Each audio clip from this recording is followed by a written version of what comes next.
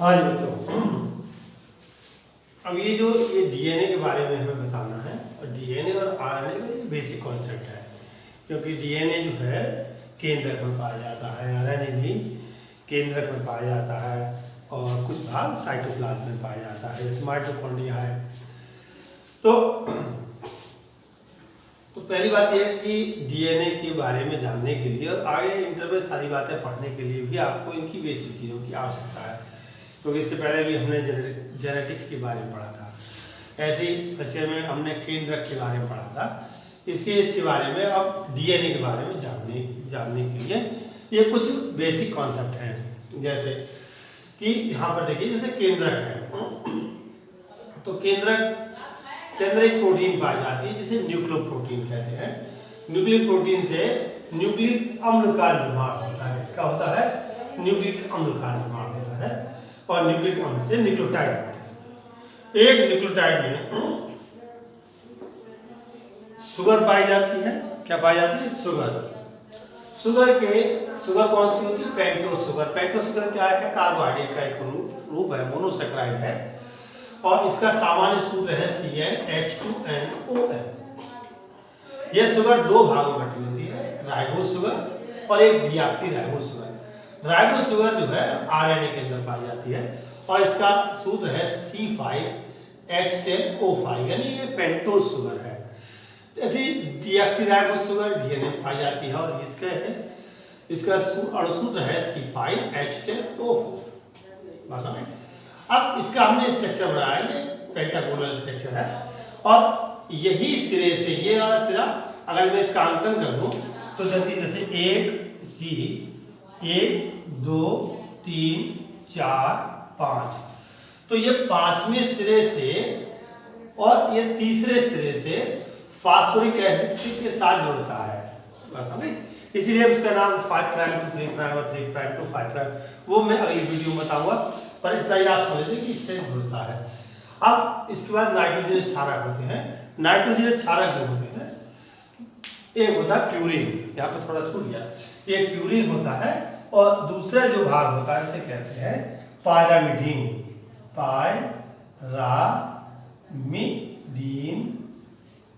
नाइट्रोजनी क्षारक, नाइट्रोजनी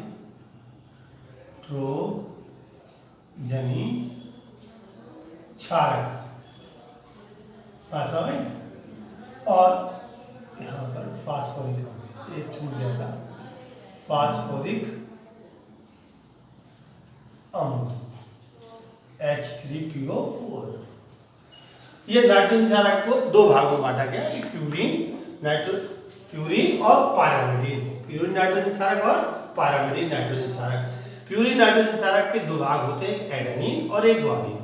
adenine और guanine single ring structure है और पायरामिडीन जो नाइट्रोजन क्षारक है वो थायमिन, साइटोसिन और ग्वानिन तीन भागों में डिवाइड है और ये डबल रिंग स्ट्रक्चर, सॉरी ये जो है गलत बोल गया, ये जो है पायरामिडीन जो नाइट्रोजन क्षारक है ये सिंगल रिंग स्ट्रक्चर है और प्यूरिन नाइट्रोजन क्षारक जो होता है डबल रिंग स्ट्रक्चर है। इतनी बात समझ गई? अब आप देखिए, जो डीएनए है, डीएनए जो उसके रज्जु के आधार पर हम बांट देते हैं, तो ये जो है एक कहलाता है SSDNA, सिंगल स्ट्रैंड डीएनए से कहते हैं, दूसरा DSDNA, इसे कहते हैं डबल स्ट्रैंड डीएनए, और एक और वर्ड आता है कोडिंग डीएनए और नॉन कोडिंग डीएनए। अगर केंद्रक के अंदर पाए जाने वाला जो डीएनए है वो कोडिंग डीएनए कहलाता है, क्योंकि यह अनुवांशिकता में भाग लेता है, यानी कि माता पिता से जो लक्षण संतत में जाते हैं वो इसी डीएनए के माध्यम से जाते हैं, तो इसी को हम कहते हैं, इसलिए इसको कहते हैं कोडिंग डीएनए और ये पूरी बॉडी को रेगुलेट करता है। कुछ कहलाते हैं नॉन कोडिंग डीएनए। ये नॉन कोडिंग डीएनए इस प्रकार के होते हैं जो अनुवांशिक क्रिया में भाग नहीं देते। जैसे माइटोकॉन्ड्रिया का जो डीएनए है वो माइटोकॉन्ड्रिया के अंदर जो क्रियाएं होती हैं उसका रेगुलेशन करता है, तो इस प्रकार का जो डीएनए है नॉन कोडिंग डीएनए है। अब मैंने डीएनए का स्ट्रक्चर को समझाने का प्रयास किया। देखिए, डीएनए जो वेसिकल स्ट्रक्चर जो है वो हेलिकल स्ट्रक्चर होता है, पर हेलिकल स्ट्रक्चर से आपको समझ में थोड़ा, मैं सोच रहा हूँ ऐसा कि आप समझ नहीं पाएंगे, इसलिए यहाँ पर देखिए मैंने ना पी एस बीच में एक सिंगल बॉन्ड लगा दिया है, तो इसको हम कहते हैं फास्फोडाइस्टर बॉन्ड। सही है, पी और एस, यानी पी का मतलब है पेंटोज शुगर, ये पी का मतलब सॉरी फास्फोरिक एसिड, और एस का मतलब है डीऑक्सी राइबोज शुगर। सही है, तो फास्फोरिक एसिड और डीऑक्सी राइबोज शुगर के बीच में जो बॉन्ड लगता है वो फास्फोडाइस्टर बॉन्ड है। बस आ गई। और डीऑक्सी राइबोज शुगर और नाइट्रोजनस बेस चाहे प्यूरिन हो या पैरामिडिन हो, उसके बीच में जो बॉन्ड लगता है वो एन ग्लाइकोसिडिक बॉन्ड कहलाता है। अब प्यूरिन और पैरामिडिन के बीच में जो बॉन्ड लगता है वो हाइड्रोजन बॉन्ड कहलाता है। कौन सा कहलाता है? Hydrogen bond. अब इस हाइड्रोजन बॉन्ड के बाद अब इसी प्रकार से अब इसमें ये जिसमें लिखा PSC, इसी प्रकार से PSA, तो इसमें प्यूरिन नाइट्रोजन क्षारक है, तो इसमें न्यूक्लियोटाइड फॉर्म आता है। क्या कहलाता है? न्यूक्लियोटाइड। न्यूक्लियोटाइड क्या एक जीन कहलाता है। तो ये न्यूक्लियोटाइड जो होते हैं ये 4 भागों में बांटा जाता है। जैसे मैंने लिखा PSAC, यानी फास्फोरिक एसिड, डीऑक्सीराइबोज शुगर और साइटोसिन। साइटोसिन कौन सा? पैरामिडिन नाइट्रोजन क्षारक है। तो ऐसा न्यूक्लियोटाइड का जो नाम है वो साइटोडेलिक एसिड कहलाता है, साइटोडेलिकम। और PST अगर ऐसा है तो थाइमिडेलिक एसिड, और PSA ग्वानोलिक एसिड, और PSG और एडिनोलिकम।